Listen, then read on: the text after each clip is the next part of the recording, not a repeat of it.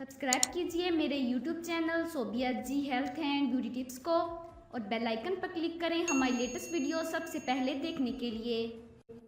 पाकिस्तान मुस्लिम league नून के रुकन कौमी असम्बली राना मोहम्मद हयात ने आयशा गलालाई की सियासी जमात में शमूलियत अख्तियार करने की ख्वाहिश जाहिर कर दी।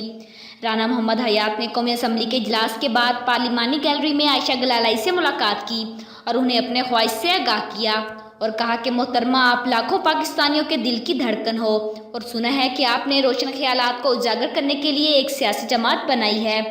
सबसे पहले एक खुसूसी तकरीब का इनेकाद किया जाए जिसमें हमें अपने नई सियासी जमात के मंशूर के हवाले से एतमाद मिलें और हमें अपने खुसूसी इक़दामात से मुतमईन करें ताकि हम एक की जमात में शमूलियत अख्तियार कर सकें और आपकी सरबराही में रोशन ख्यालात का प्रचार कर सकें। राना मोहम्मद हयात मकसूद कौमी असम्बली फ़िक्के हल्का पतूकी से पाकिस्तान मुस्लिम लीग नून के मुंतखब रुकन असम्बली में और अपनी बातों और अफ़वाल से कौमी असम्बली के ऐवान में पिछले 4 साल से ज़ाफ़रान का रंग जमाते रहे हैं।